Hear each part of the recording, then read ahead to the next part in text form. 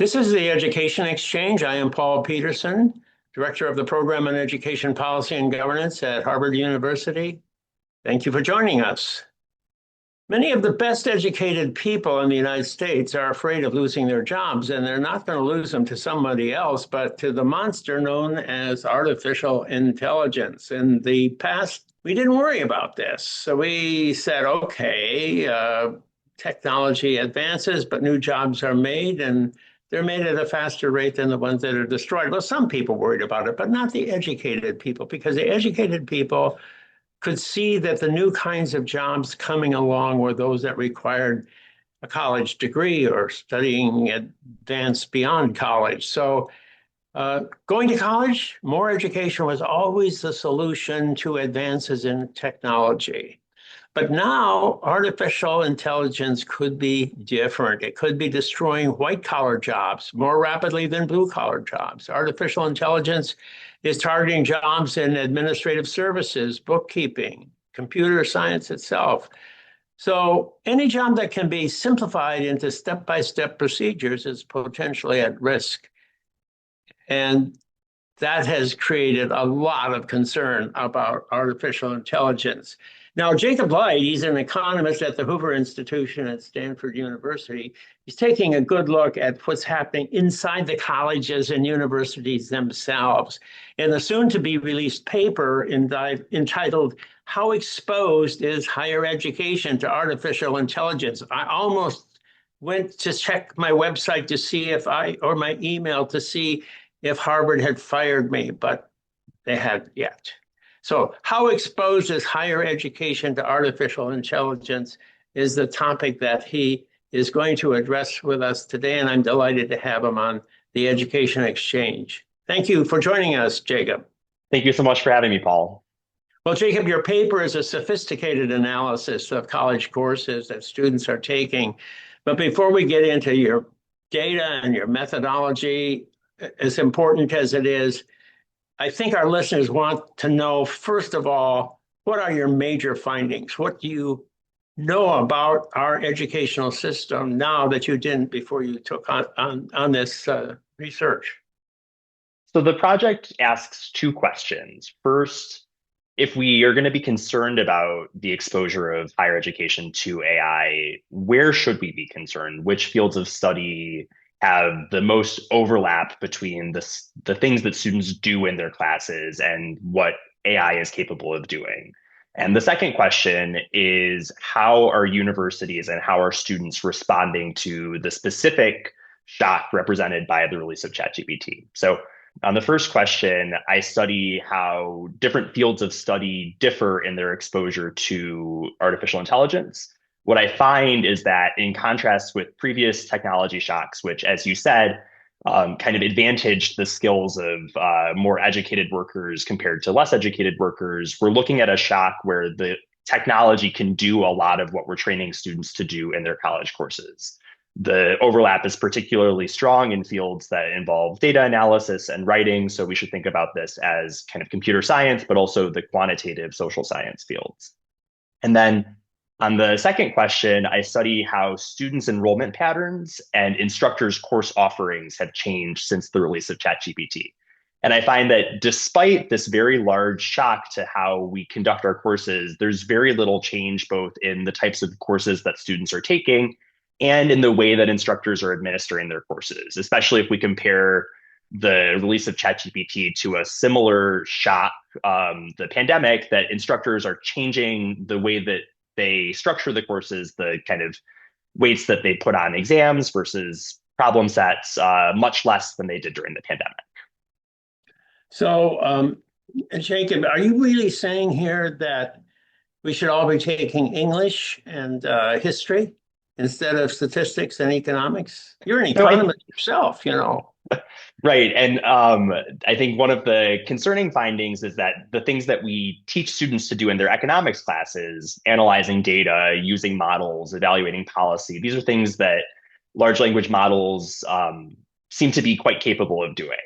But I think it's important to stress that what I think of as this exposure measure is not a it's not a siren that we shouldn't be studying economics, that we shouldn't be studying computer science.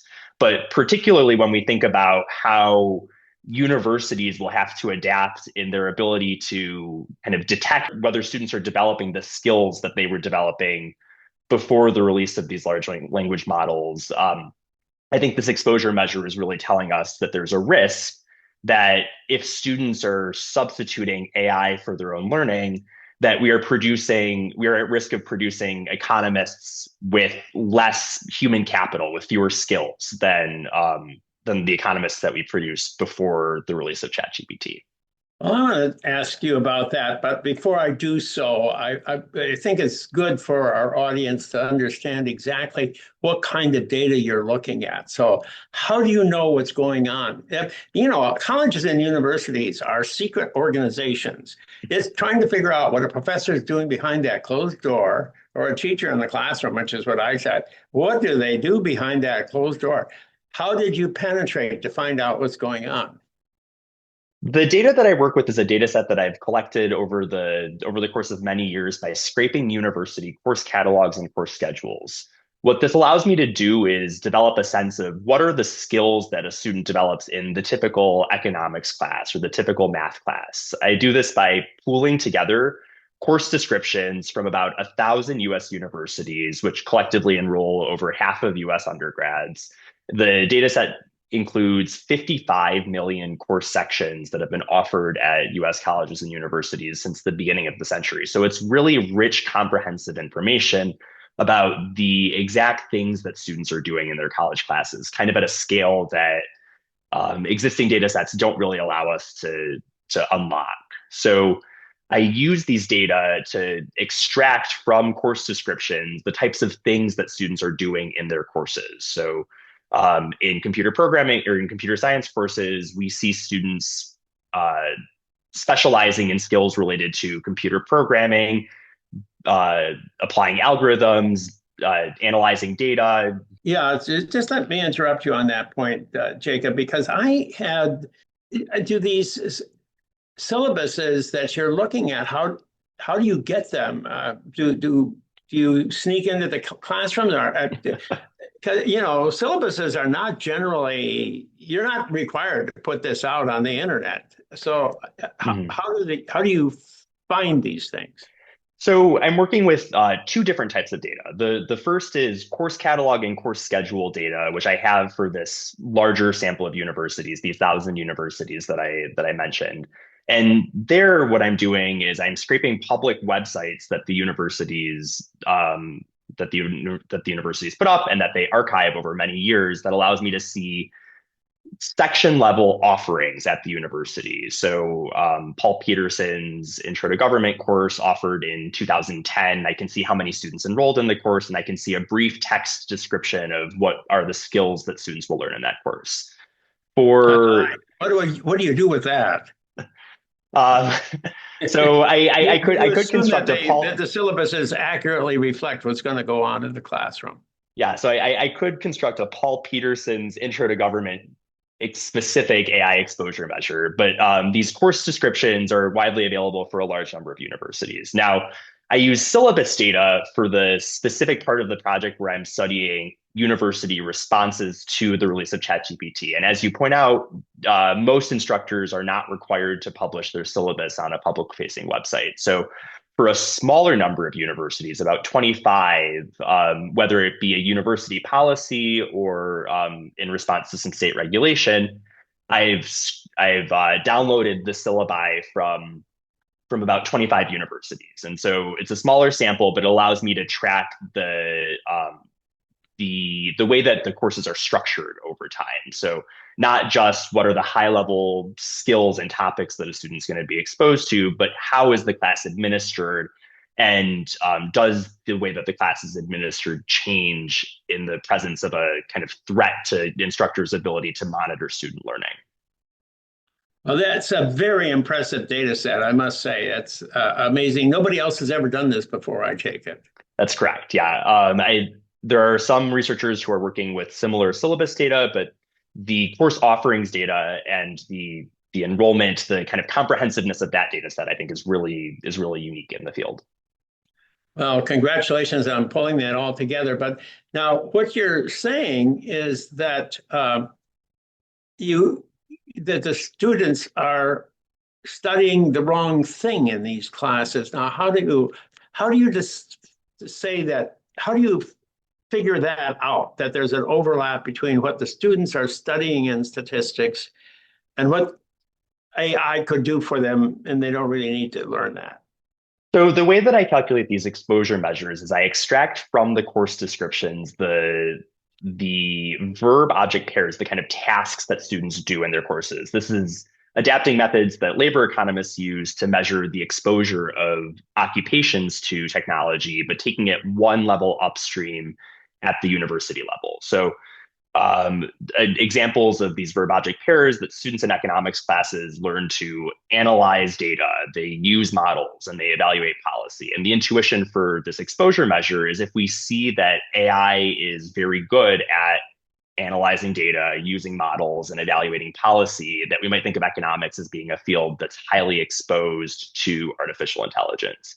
And I should say that this measure is agnostic about the implications of exposure. It's not strictly the case that exposure means that students should not be learning how to do this. We teach students many skills from a very young age that are completely automated. We teach students basic arithmetic, we teach students spelling, and we do that because that knowledge unlocks higher order thinking that technology can't do. And also because we think that those skills are generally valuable, even when students have access to calculators and spell check. So I see that this first exposure measure part of the paper is telling us where should we be concerned that students have the ability to substitute AI tools for their own work, and that has implications for how instructors should be administering their courses. But I want to be cautious about saying that this exposure is in some way bad, both from the perspective of labor market implications as well as kind of the value of the skills that students are developing. Well, that's good that you've explained that, because when I was reading the paper, at times I said to myself, well, just because AI can do it doesn't mean that I shouldn't know how to do it myself, because I got to understand what AI is doing. And not if I can't do it myself, I'll never understand what it's doing for me. Yeah, absolutely. And if we're moving to a place where we want students to have expertise, or we want workers to have expertise beyond the capabilities of what AI can do, then you're right. It is essential that students know how to do the things that the AI is doing for them, so that they can assess whether the quality of the output matches what they wanted. But you're saying the other side of the coin is that it may not be so easy to get a job if this is all you're learning. If you're not going beyond that in the course, you may be just learning material that somebody is going to be able to do for you, or something out there, some avatar can do, and you won't have a job. Yeah, so I think that the predictions from labor economists suggest that if it really is truly the case that all that a worker is capable of doing is something that technology can do at a much lower price than what that worker would demand, then we would expect fewer of those workers to be employed. And I think that would potentially be concerning. What I really stress in the paper is if we put aside the risks in the labor market, what this exposure measure is telling us is that students can use these tools both to help them in their courses, that you have access to a bespoke tutor that can help you do your very tough computer science problem sets, but you also run the risk of students being able to completely substitute these tools for their own work, that I can generate using AI answers to my economics problem set in a way that 5 years ago I would not have been able to. And so there are certain screening methods that instructors have used for a long time, such as out of class problem sets, that no longer carry the same information about how much students are learning in the class. And I think that's the big concern that this AI exposure measure addresses. So let's say that people are being asked to do things that AI could do, and that's okay. But then how does the instructor make sure then that AI isn't just answering the questions, and the student is just sitting there, reading one of their comic magazines. Um, so so yes, so the first part of this project really kind of points us to there are some fields of study, the quantitative social sciences, computer science, and statistics, where what AI broadly, as well as kind of large language models specifically, are capable of doing intersects with the exact things that students are learning to do in their courses. So the question is, what can instructors do to make sure that even that these tools are being used as a complement to student learning rather than a substitute? And so for the second part of the project, I'm using this panel of syllabi from about 25 universities, and I extract two pieces of information from the syllabus. The first is whether the instructor has an AI policy at all. This tells us, are instructors thinking about the implications of AI for their courses? And the second thing that I extract is the weights that instructors put on different types of assessments. So in Paul's Intro to Government class, half of the grade is based on exams, 25% of the grade is based on problem sets, 25% is based on participation. And what I study is the changes in the weights that are put on the types of assessments that can't be done with AI. So in-class exams, presentations, participation. I look at whether the weights that instructors are putting on those types of assessments, whether those weights are increasing and substituting away from the types of assessments where students can very easily substitute AI for their own work. So out of class essays and problem sets. Well, so what I've been doing in my classes, Jacob, is I've been asking students to write a response to a question when they come to class each day. The question comes from the material that they should have exposed themselves to before coming to class. Mm-hmm. And then in class, they sit down and they write, and it's a pencil and paper kind of thing, a pen and paper kind of thing, and then they hand that in. And then that's going to be, and I have increased the percentage of the grade that's based on that significantly. And then I'm also asking them to give a presentation in class of a paper that they prepared. So they do prepare a paper, which, AI can help them with that. But I figure, it's going to be harder for them to substitute AI when they are actually presenting in the class. So that's some of the stuff that I'm trying to do. Is that the kind of thing you're looking for? Is that a good thing, or what would you do? Yeah, so in the class that I teach, I do something similar. I have students read a paper for every class. I ask them to prepare a couple of discussion slides, and then I pick a student at random to present those discussion slides to the rest of the class. So the hope is that the risk of being asked to present the paper is a mechanism that encourages the students to read the paper rather than outsourcing the reading. But if we take the results from my paper, seriously, I think you and I are somewhat minorities in this case. What I find is that the weight that instructors are putting on assessments where students can substitute AI for their own work, these problem sets or out of class essays, hasn't really changed since the release of ChatGPT in late 2022. And it's kind of instructive looking in the data to compare two different shocks that push assessment weights in opposite directions. So during the pandemic, we had a shock that made it more difficult for instructors to administer in-class exams because a lot of instruction was occurring virtually. And what we see during the pandemic is a sharp decrease in the weight that instructors put on exams and a reallocation mostly towards problem sets. That change in assessment weights persists even in the years after the pandemic, after in-person instruction resumes. And if we can compare the size of that change to the size of the change since the release of ChatGPT, there's really no comparison. We're just kind of offering courses today where the assessment weights are very similar to the way that we administered courses prior to the release of ChatGPT. So this is an irony, isn't it? I mean, this is a truly fascinating, ironic situation that during the pandemic, when we closed our colleges and our high schools, we then at the same time set up an examination system which addressed that closure, but then prepared the groundwork for a world in which AI could pose a new threat to learning.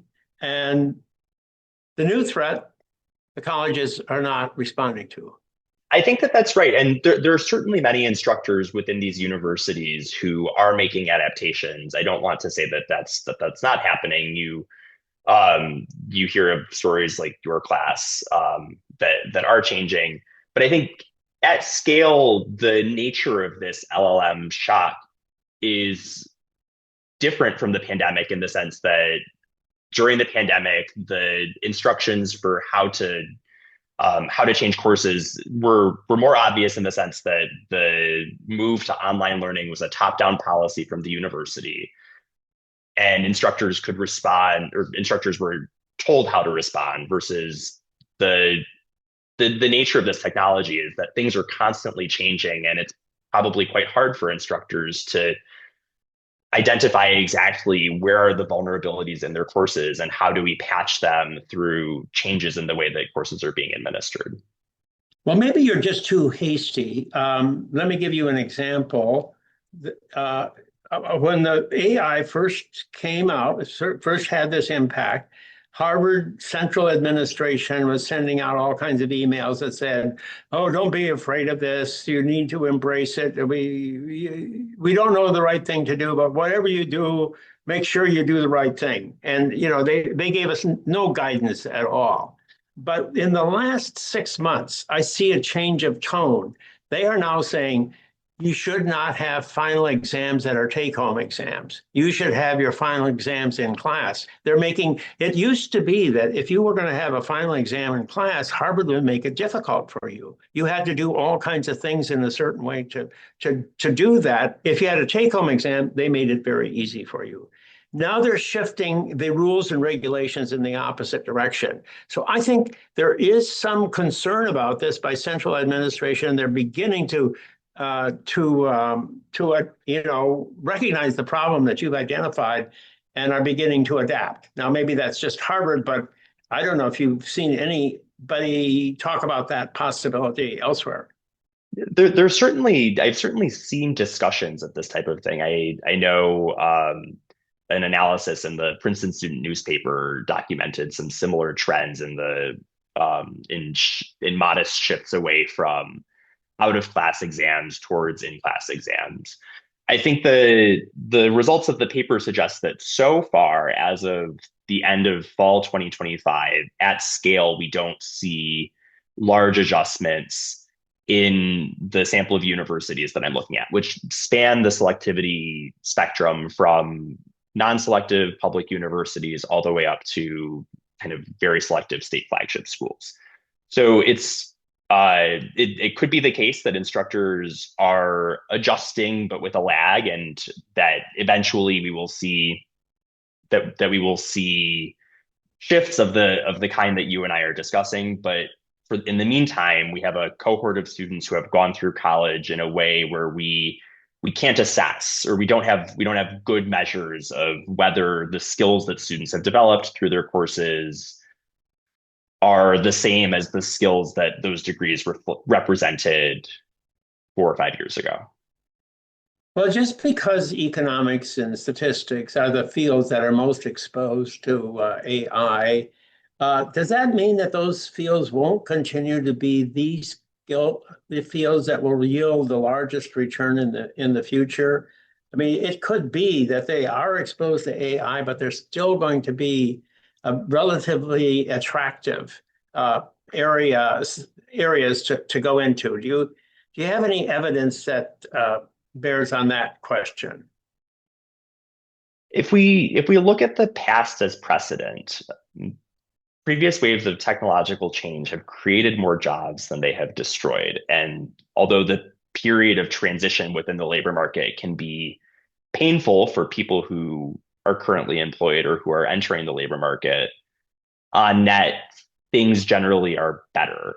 Now, whether it's the case that job opportunities for people who have skills of the kind that economics graduates develop or that statistics graduate develop, whether those jobs will continue to be as lucrative or as abundant really depends on how workers incorporate AI into their workflow. It could be the case that the availability of these tools makes it possible for firms that otherwise would not hire a computer scientist, an economist, or a statistician, because just having one on staff doesn't make sense, can now hire a very productive analyst who has an army of AI agents to do work that those companies were not doing previously. So I I'm hesitant to make a prediction about what the long term viability of an economics degree or a statistics degree is. I continue to think that the critical thinking skills that a student develops in an economics major are incredibly valuable. And as long as students are developing those skills, they will be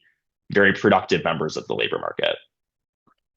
So I have a close relative working in a high-tech industry, and he tells me that he's in a managerial position, and he tells me that they are under great pressure to reduce the number of staff in their company because the people who are investing in their company look at the revenue staff ratio. So if you are generating a lot of revenue, but you have a lot of staff, that's not as good as generating a lot of revenue with less staff. So that revenue staff ratio has become a key measure in the investment community. How does that interact with what you're finding? The possibility would be that you really got to know AI and you've got to be able to use AI and you got to be able to perform more work with AI if you're going to be employable. If we think about AI as any other technology change, a worker who is made more productive through access to these tools offers more value to a company if the additional production that they can engage in is exceeds the costs of the employee and the tools that they're using. And I think right now companies are starting to learn about the costs of these AI tools. That you hear stories about firms reducing headcount and then exceeding their budgets for these AI tools. We're in a learning period where everybody is deploying these tools without a strong understanding of exactly how much AI is needed to substitute for one worker. So I think at the end of the day, firms will make a decision about deploying AI with or as a substitute for workers based on whether the extra output that you can get through the combination of these inputs is greater than the costs of either keeping an additional worker on staff or the compute costs of using AI with that worker. So I think it's a little hard to say. We're in early stages, and this is a technology shock that's very different from computers or robots in the sense that the technology was deployed very widely. So this universal access means that many companies are learning in real time what the right level of AI versus human labor should be. Now, one of the findings is that students are modifying their behavior in the courses that they're taking, and because you're seeing some changes in enrollment, but you're not seeing a lot. So let's explore that topic a little more. What do you find? Are they going into taking English classes, or are they going into working as carpenters, or what do you find in that domain? So for that analysis, I'm once again using the course catalog and course schedule data. So it's enrollment at the course level for about 1,000 US colleges and universities. And what I'm seeing is that there's a slight decrease in the last couple of years in enrollment in courses that this exposure measure predicts are highly exposed to artificial intelligence. What this means in practice differs based on the type of school. So we've seen broad increases in skilled trade enrollment at two-year community colleges, and that seems to be taking enrollment away from essentially every other field uniformly. Um, at the highly selective R1 research universities, we see for the first time a decline in enrollment in computer science after kind of continuous growth in CS enrollment over the last 15 to 20 years. So I think that's kind of the leading indicator of, at some universities, we see students moving away from computer science due to a perception of risk that CS skills are less valuable today than they were a couple of years ago. And to be fair, it's not obvious that that would happen. On one hand, there's more risk, but also CS classes are slightly easier because you have this tool that can help you do your homework and that can tutor you through the difficult parts of the classes. Where are those students going? Mostly to business and economics courses. Which may not be any better option than the computer programming courses, right? I think that if the response is less thinking about exposure of the skills that students are developing and more related to perceptions of risk in the labor market, then the response makes sense. But yes, students in the quantitative social science fields, including economics, are developing data analysis and writing skills that these large language models can do very well. So I'm thinking that actually they should be taking English courses, or they should be taking the old-fashioned liberal arts courses. Do you see any hint of that? I don't see any hint of that initially. I am very sympathetic to students who are in college right now during a period of immense uncertainty about what the returns on degrees in different fields of study are. But I think to the discussion that we had earlier, at least in the short term, there will continue to be strong value in developing the skills aligned with what these tools are capable of doing so that you can supervise the large language model's output. That we will need, even if we need fewer entry-level analysts, entry-level paralegals, we will need perhaps even more managers to supervise the output of these tools. And we can't create managers without the expertise that somebody develops in an entry-level position. So I continue to see a lot of value in economics and business degrees, even if the graduates will enter jobs where AI tools are going to be increasingly a part of the workflow. Well, Jacob, our listeners are fascinated, I am sure, by the conversation that we've had today. It's really an important conversation because just exactly how to adapt to a world we barely understand. You're shedding some light on this. So thank you very much, Jacob, for your presentation and discussion today. Thank you so much. I really enjoyed the conversation. I've been speaking with Jacob Light. He's a Hoover Fellow at the Hoover Institution at Stanford University. He's the author of a forthcoming paper entitled The Attraction, I should say a just released paper, because by the time this appears, you will be able to get this at Jacob Light's website. Give the title, Jacob. The title is How Exposed is Higher Education to Artificial Intelligence? Thank you. Thank you, Jacob, for joining me on the Education Exchange. I am Paul Peterson. Please join me for our new Education Exchange podcast released on the Education Next website every Monday at noon Eastern Time.